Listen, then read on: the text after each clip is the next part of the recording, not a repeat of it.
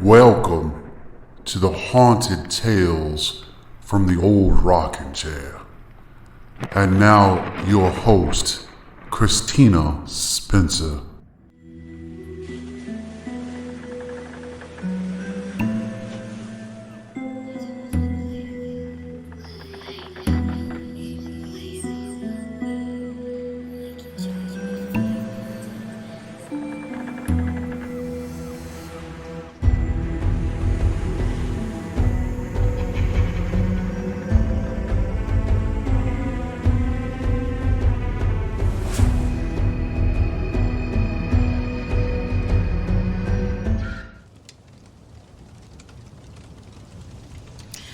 Well, hello there. Come on in and get cozy by the fireplace. Let me get settled into my old rocking chair and I'll tell you a couple stories. Haunting stories. Stories that are not for the faint of heart. Some of these stories may not be about hauntings per se, but nonetheless will haunt you. Because after all, some of the most scary things in life are not ghosts and demons, but the people we cross on the street. If you're brave enough, keep listening. If not, get up and leave now because you'll never be the same. Don't say I didn't warn you. Welcome to the haunting stories from the old rocking chair.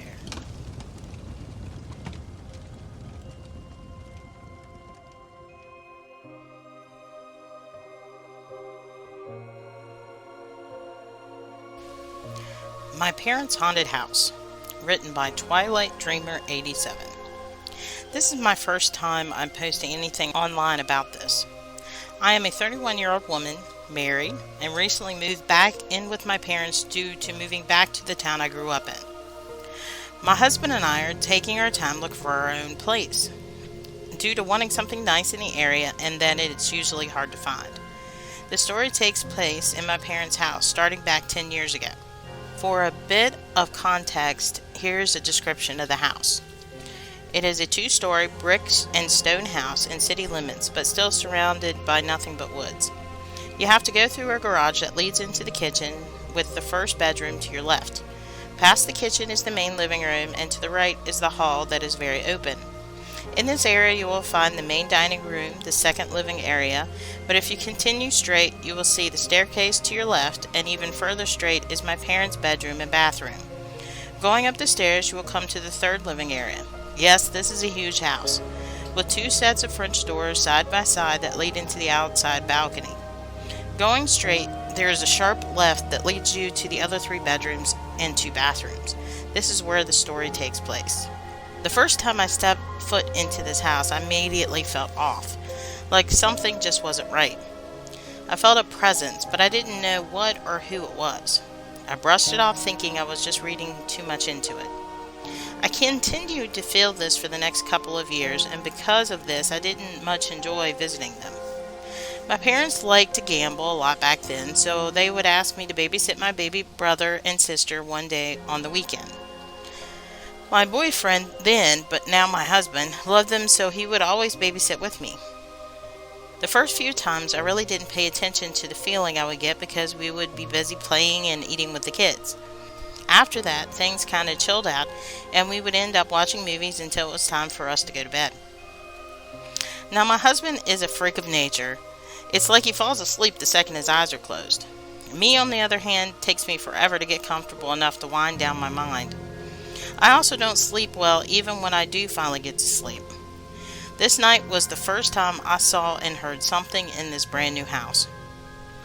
In this room, the bed is facing the door, but not directly in front of it. With the double doors open, you can see the front of the staircase all the way down to the hallway. As long as the light is on, that is. This night, only one of the hallway lights were on. I was laying in bed with the TV on, but the volume down low so I could hear if one of the kids called for me. I was almost asleep when I heard one of my siblings coming down the stairs. I opened my eyes a bit and waited for them to get to the bottom, but they never did. I didn't think anything of it, just closed my eyes and began to drift off again. A few minutes later I hear it again, so I open my eyes and wait, but again they never get to the bottom. This time I sit up and listen. A bit spooked, but nothing I can't handle. I get a bit nervous, but still go check to see if they are there, and maybe they are scared to come all the way down or something. No one is there. Confused and thinking I must be dreaming it up, I go back to bed, this time closing one of the double doors. It was a few hours later, around 2:30 a.m., when I felt like someone was very near to me, as if they're standing next to the bed right in front of me. Usually when I opened my eyes, I would see the green glow of the alarm clock on the bedside table, but this time I saw nothing. It was pitch black. I couldn't even see the hallway light on, and the TV had turned itself off on its own. I felt like I couldn't move. I was awake now, and scared to my bones. I was finally able to call out my husband's name loud enough to wake him. He reached over and turned on the light, and right then that scared feeling went away and I was able to move. I freaked out and I started crying. I couldn't begin to explain to him what had happened, because if I had, he wouldn't believe me, because he didn't believe in those things. So I told him I was having a nightmare and asked him to go check on the kids. When he came back, he said the kids were fine and got back in bed. With the lights on, I was able to fall back to sleep, but it took me forever. The next day, I told my mom about what had happened, and that's when she told me she'd been hearing footsteps on the stairs at night and even saw someone standing by the door at times. She didn't tell anyone because she didn't want to scare the kids. This is when she told me what she had done. She wanted to know what was going on in her house, so she went and bought a voice recorder. One day, she decided to use it and went upstairs while everyone was gone. She asked your typical questions of who is here, what do you want, and why are you here? And then said, "You have passed away and need to go into the light. You are not welcome here." The next day, she decided to leave the recorder in one of the bedrooms upstairs while it was recording for about 4 hours while she was out running errands. I asked if she had checked it, and to my surprise, she said she was too afraid to listen to it alone. I wanted to listen to it. Off we went to the computer and began listening to it after it was uploaded. During the 4 hours she was gone, you could hear something clicking and tapping. Sounds of a drawer opening and closing, but we weren't for sure. Then we listened to the part where she was asking questions. Now you could hear a sound that resembled a fan or maybe static throughout the whole thing, so some sounds were indistinguishable. But the one sound we did hear chilled us to the core. When she asked, "What do you want?" it gave us an answer. The answer was Jamie, which was my brother's name. I'm changing my brother's name for this just for his protection. It didn't answer any questions except for that one. I cried immediately. He wasn't having night terrors for no reason. Something was there for him every night. We soon asked a friend to cleanse the house. For a long time everything has been okay. My brother stopped having night terrors. My mom was able to sleep comfortably and all was good again. Until now. I have been living in this house for a month and a half. For the last 3 weeks I've been seeing things everywhere, especially when I'm alone. Because of this, I won't stay alone anymore. I get this strong feeling of being watched. I had the feeling of someone pulling off my blankets last night. I think it's time for another cleanse. Oh, and just FYI, I am the 3rd generation on my mother's side of the family that's able to see spirits. My dad's side of the family has in the past, before I was born, practiced black magic. I don't like speaking to them, and I won't dabble in any of that spiritual stuff most people do. I stay as far away from it as possible, and I recommend that you do too. Even if you are careful, these spirits can haunt for a long time, even after you're gone. So an update. So I'm sitting in the living room, playing on the floor with my nephew. Mom's on the left couch and my sister is on the right couch. My nephew has a toy piano that is made of cloth and can be folded up. This piano is behind us in the corner with all my nephew's other toys. We are talking and watching my nephew attempt to walk when the piano makes a sound. It's like someone's pressing the keys slowly. We stop and stare and then look at each other shocked. Then the keys are pressed rapidly until it finally shuts off on its own. Mom and I are not scared. My sister is terrified due to something happening to her last night around midnight. But that's a different story for another time.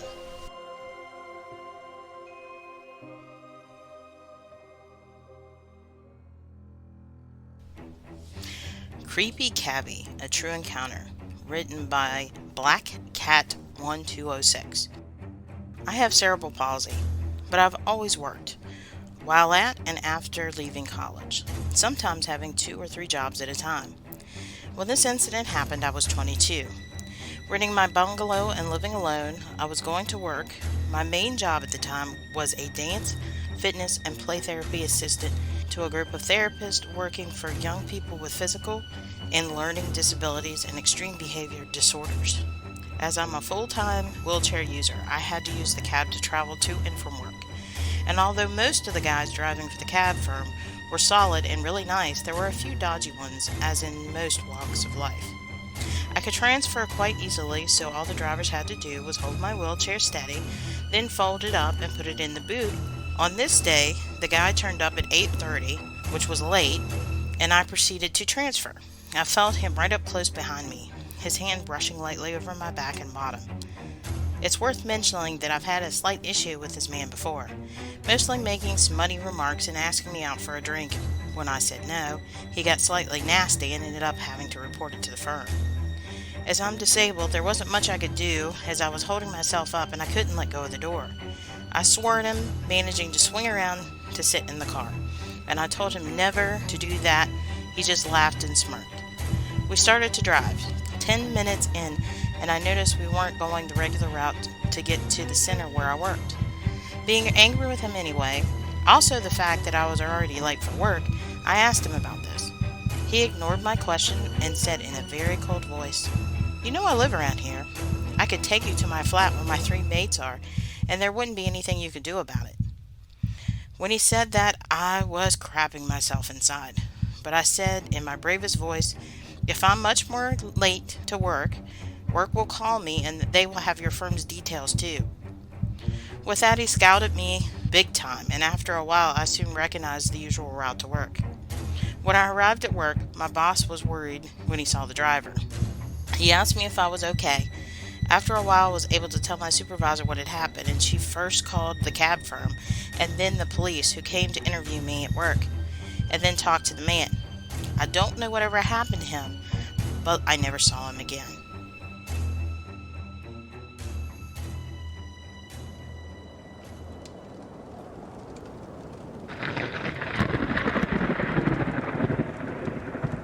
I hope you all enjoyed all of our haunted tales this evening. If you would like to discuss any of the stories on tonight's podcast or just chat live with me, join our Discord server. I'm always live on there during and after the podcast every Sunday night starting at 7 p.m. Join our community on our Facebook group page and YouTube channel. If you have a haunting story of your own or artwork and you want to submit it for consideration for the future show, drop me a line on our Reddit page or email address. All our links are below in the description. Special thanks to Darken Mood, Darken_M00D, for all his wonderful art that you can check out on his Reddit page. I want to thank all our brave storytellers, for without them there would be no show. A detailed list of story credits are in the description. But most importantly, I want to thank you, the listener, for taking time out of your day to listen to Haunted Tales from the Old Rocking Chair. I hope you have a wonderful night, and as always, sweet dreams.